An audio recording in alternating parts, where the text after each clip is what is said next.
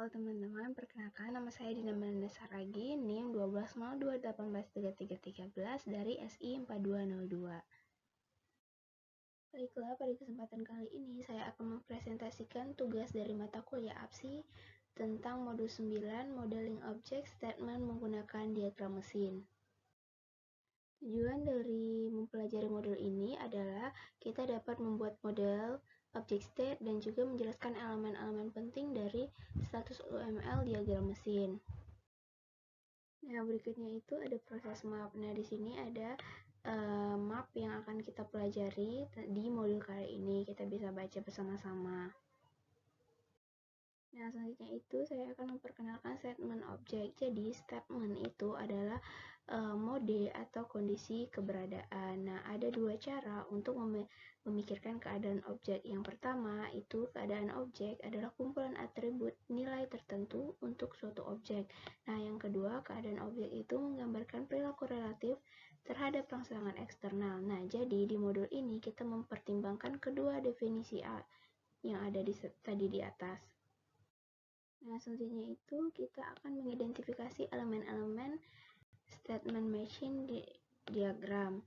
Nah, jadi yang pertama itu ada titik hitam. Titik hitam ini merupakan statement awal. Nah, dan titik hitam yang ada sedikit putihnya di luarnya itu adalah statement akhir. Nah, ini buat yang kotak pada warna orange-nya itu adalah state node. Nah, di sini buat panah-panahnya itu adalah merupakan namanya itu transisi. Nah, ada juga di sini di panah ini itu ada hidupkan unit dan juga matikan unit. Jadi dari panah statement awal ke idle ini adalah hidupkan unit, dan dari idle ini ke statement akhir itu matikan unit. Nah, berikutnya itu kita ke transisi statement. Jadi transisi statement itu mewakili perubahan status pada saat runtime. Nah, jadi di sini ada start tadi dan juga terus ada idle. Nah, jadi dari start ke idle itu hidupkan unit, dari idle ke end itu matikan unit. Nah, jadi di idle ini terdapat dua kondisi, yaitu pendinginan dan juga pemanas. Nah, jadi di dua kondisi ini terdapat ada dua penyebabnya. Nah, yang pertama itu ketika suhu nyata besar sama dengan batas atas yang merupakan menjadi pemicu kejadiannya. Nah, jadi nanti akibatnya itu ada AC terpasang dan juga atau hidupkan kipas. Nah, untuk kondisi selanjutnya itu ada ketika suhu nyata kecil sama dengan batas atas. Nah, jadi kondisi yang dilakukan pada saat itu adalah matikan kipas.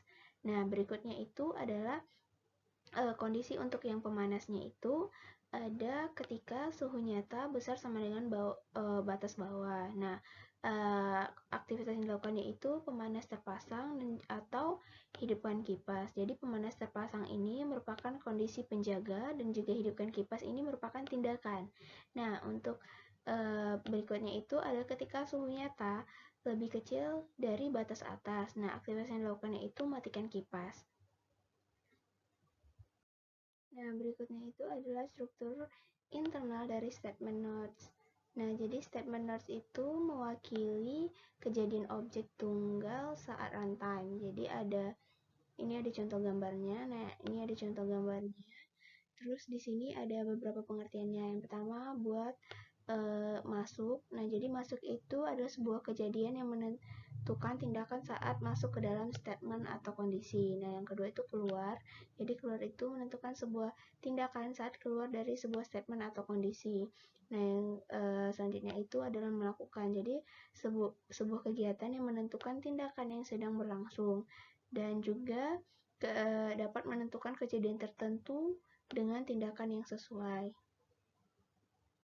Nah, next itu kita akan membahas tentang statement lengkap HVCV diagram mesin. Nah, jadi ini tuh gambarnya hampir sama dengan gambar yang awal kita bahas tadi, cuman di sini udah ditambah note-nya. Jadi ini sudah ada ditambah masukan atau hidupkan AC dan keluarnya itu matikan AC, dan juga di sini udah ditambah masukannya hidupkan pemanas dan keluarnya matikan pemanas.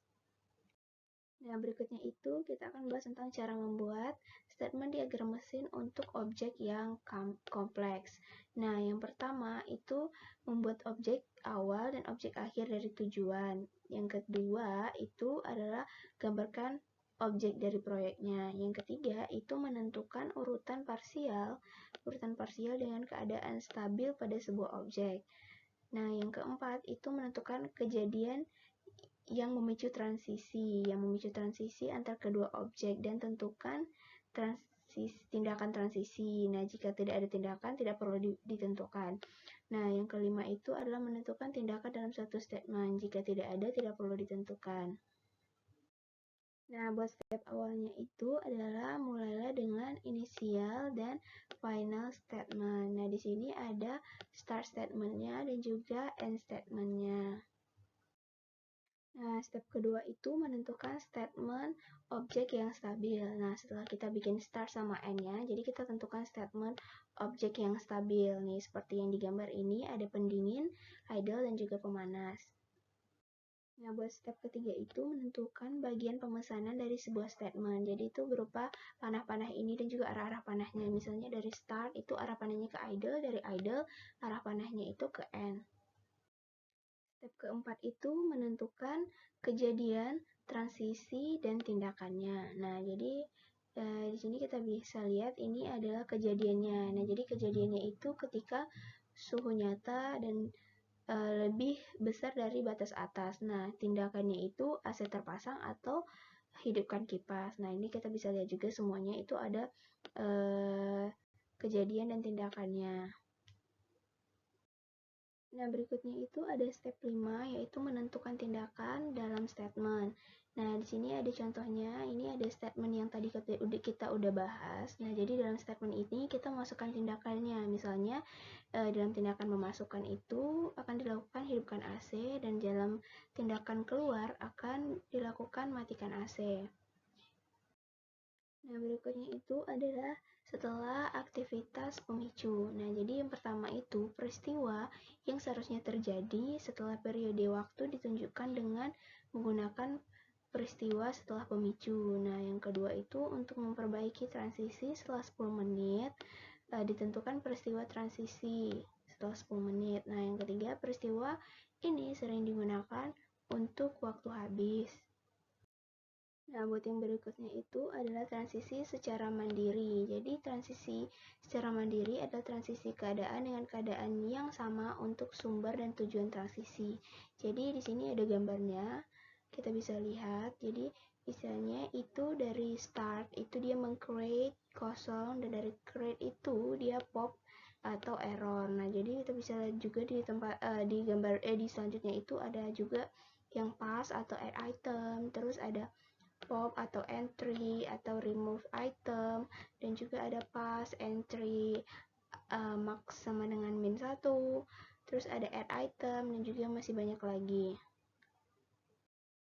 Nah, berikutnya itu ada junction. Jadi, di UML persimpangan dapat digunakan untuk menyederhanakan diagram dengan memecah transisi jadi beberapa fragmen. Dengan demikian, mengurangi duplikasi peristiwa, pemicu, penjaga, dan tindakan. Nah, contoh berikut ini urutan statement transisi peristiwa, evaluasi, penjaga, dan tindakan. Nah, ini ada contohnya. Nah, jadi untuk urutan statement itu, peristiwa itu dinamakan dengan E, evaluasi penjaga itu digambarkan dengan G, dan juga tindakan digambarkan dengan A. Ini juga ada contohnya lagi. Nah, berikutnya itu adalah contoh junction. Jadi, ini gambar di sini adalah contoh stack tanpa menggunakan junction. Nah, itu kita bisa lihat gambarnya, itu hampir sama dengan gambar yang sebelumnya kita bahas. Nah, buat contoh berikutnya itu adalah contoh tumpukan ekivalen menggunakan junction. Nah, ini di sini tuh menambahkan kayak entry max min 1, entry max sama dengan min plus 1, nah gitu. Nah, berikutnya itu ada choice. Nah, jadi di dalam UML pilihan digunakan untuk menyederhanakan diagram, memecah transisi, menjaga fragmen menjadi beberapa fragmen sehingga mengurangi duplikasi peristiwa, memicu, penjaga tindakan, dan pilihan juga memungkinkan evakuasi dinamis dari penjaga tindakan fragmen transisi sebelum dieksekusi. Nah, jadi ada contohnya itu ada Urutannya itu statement transisi, statement peristiwa, statement penjaga, dan juga tindakan. Nah, ini di contoh gambarnya. Untuk statement itu digambarkan S, peristiwa digambarkan E, dan evakuasi penjaga G, dan tindakan itu digambarkan dengan A. Selanjutnya itu ada case example. Nah, jadi ini adalah contoh stack yang menggunakan Json. Nah, ini sama sih gambarnya seperti gambar yang sebelumnya itu, karena dia itu menggunakan Json.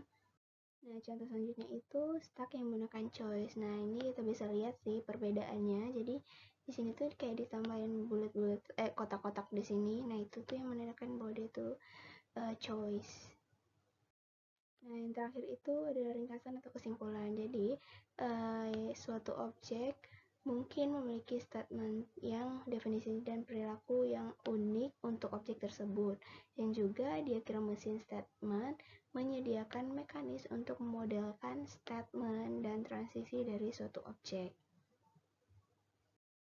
Saya rasa cukup sekian presentasi kali ini. Semoga presentasi ini bisa membantu dan bermanfaat. Terima kasih. Mohon maaf jika ada kesalahan. Dan see you.